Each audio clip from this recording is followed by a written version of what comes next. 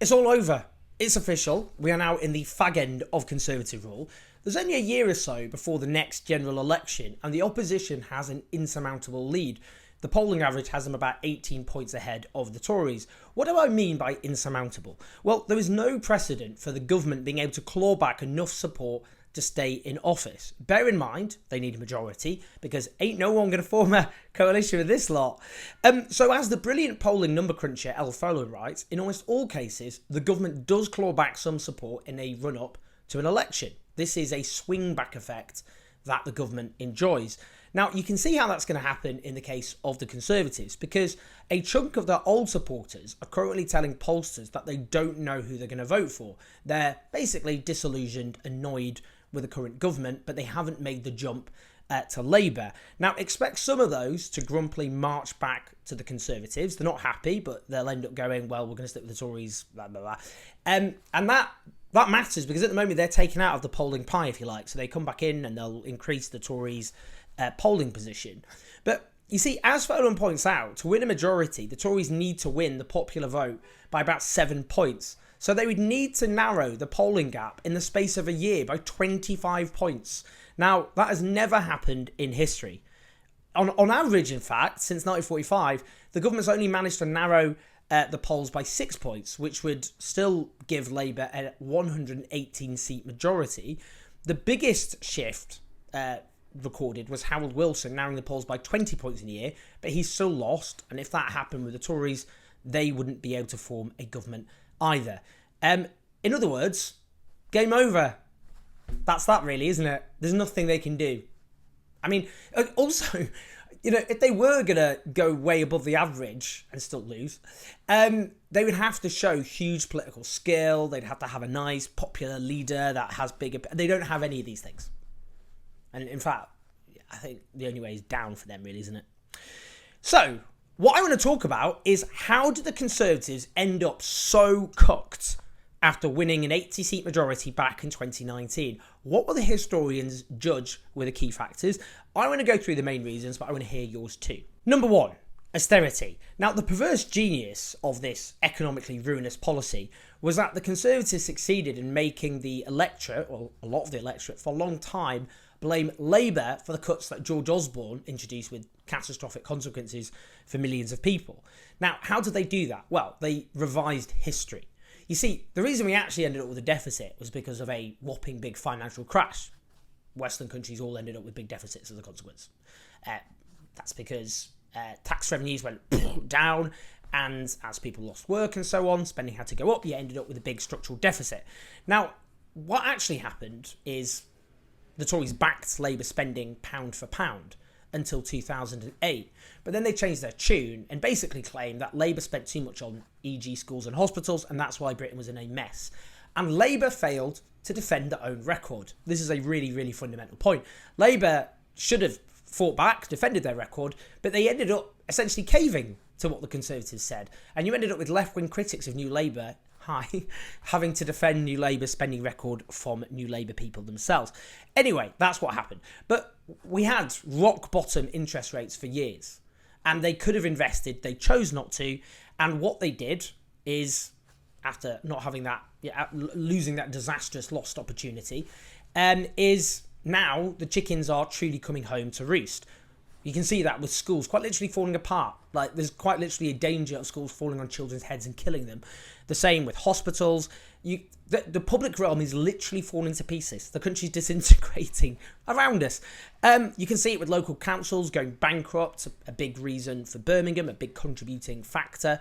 You can see that, as cuts to benefits expanded, more people were affected. And the impact of austerity hit home. Austerity lost consent, and people stopped thinking, well, this is Labour's fault, and actually were like, well, this is the Tories choosing to do this, and we're angry with them. And now they can see the actual real-world consequences. People are fed up with austerity, they're fed up with cuts, and that is a big reason that the Tories are in a huge, huge mess. Number two, the National Health Service falling apart. Now, when the Tories came to power under David Cameron and George Osborne, they instituted the longest squeeze, the worst squeeze in the NHS's funding as a proportion of the economy since it was founded in 1948.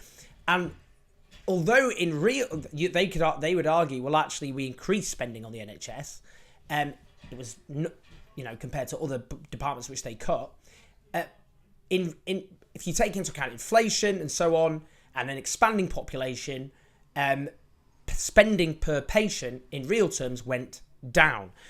Obviously, you have an ageing population. You had cuts to social care, which put more pressure on an NHS which was struggling. Jeremy Hunt, the former Secretary of State for Health, has himself admitted that as the pandemic came along, the NHS was understaffed. So the pandemic collided with a disastrously under-resourced National Health Service.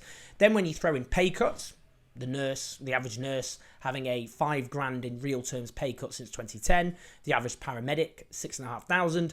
That helped contribute to a staffing crisis. Harder to retain staff, harder to recruit staff, as well as the worsening conditions.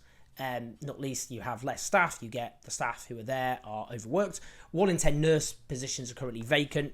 That's all contributed to the NHS essentially falling apart. Record waiting list of 7.6 million people. 7.6 million people. That's a lot of exasperated people, and many of them will choose not to vote for the Conservatives as a consequence.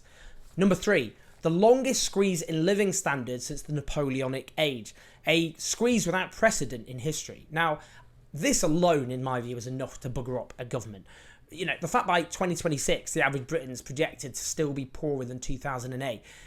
When you have a nation with its living standards stagnating and declining, you rob the electorate, your citizens, of optimism, a sense of things always improving, which is obviously very important, I think, to the human condition. That squeeze in living standards, the sense of just stagnating, of getting poorer, of struggling, that is a key reason, one of the main reasons that the Tories are going to lose. Next, scandal. Partygate, obviously being, I think, the biggie. And that's because, the reason that was such an unprecedented scandal, and I think it is an unprecedented peacetime, or just a precedented scandal in democratic British history, is it was a gut punch for millions of people. Because people obviously couldn't hold the hands of their dying relatives. People suffered terrible solitude and loneliness and the huge sacrifices they couldn't make. And then they saw the government, which was finger wagging in their faces to abide by the rules or else partying, getting so pissed they were vomiting, having karaoke sessions and all the rest of it. Well, that obviously just hit people really hard and made them furious. And I think, again, Partygate is such a big, that alone obviously is enough, I think, to send the Tories into a catastrophic position, politically speaking. I mean, illegality. I mean, just the government doing illegal things in front of you. Not exactly that helpful. And then there's just constant other scandals. The number of cabinet ministers who have had to resign in scandal, things like the PPE scandal. It just looks like a government which is defined by corruption and scandal. And again, I think that's enough to finish off lots of governments, even if you didn't have all the other things that I'm speaking about. Liz Truss, that is what sealed the deal. You see, when Boris Johnson went, the Tories were on average about 7 points behind. By the time she'd finished, they were about 20 points behind or worse. Now, on its own, cutting taxes on the rich is unpopular enough, particularly during a cost of living crisis. But the fact that those policies crashed the economy and sent mortgage rates spiking, I mean, homeowners are a key point of the Conservative coalition. That's when a lot of voters just went, are you taking the absolute piss? They just made their minds up. Their view was, whatever you do or say from now on, we're not listening and we just want you out. Absolutely critical in understanding what happened. Next, internal division, political chaos. I mean, the fact you've had 3 prime ministers in one parliament is absolutely ridiculous, and voters know it. They just look at that and think, you're not a serious government. We can't take you seriously at all. But also, political crisis and likely defeat means internal discipline falls apart. The power of patronage of the Prime Minister disappears, and that feeds a positive feedback loop. You'll increasingly see Tories denouncing the government as discipline falls apart, and that will make the political crisis grow. Internal discipline breaks down even further. The cycle continues. Next, out of ideas. They've got nothing left. Empty cupboard. This is a zombie parliament. In terms of legislation, they're not really doing very much in office because they can't really think of anything to do. They are out of ideas. So they look and feel directionless for a very good reason. They are directionless. And that, again, is a key reason they face defeat. Finally. Oh, no, not finally. No, we've got 2 more to go. Immigration benefits. So this is the kind of pressing a big red button to make people fear people, to make people hate the other, whether it be foreigners or the poor. Desperate red buttons that you press, the Tories press. Get angry with anyone but us, anyone but the powerful. It's the foreigner, it's the scrounger. Now, that doesn't work anymore. That's lost salience. They rant and rave about migrants and blame them for all the ills of society and refugees, and we can see them doing that, but it's not working.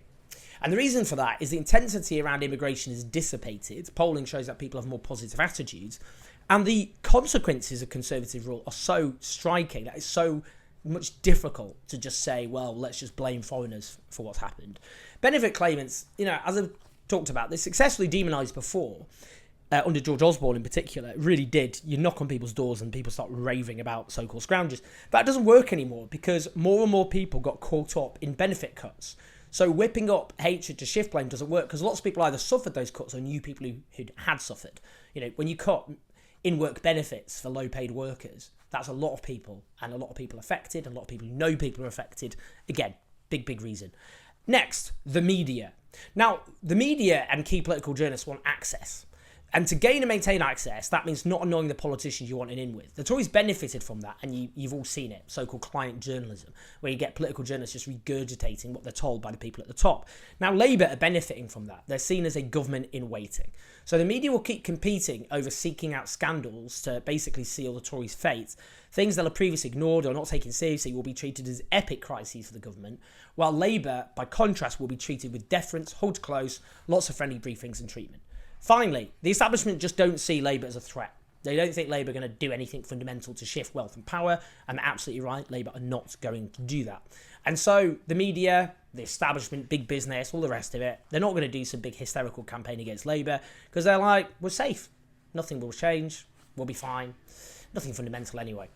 And so, that's a depressing note to end on because, woohoo, we are getting rid of the Tories.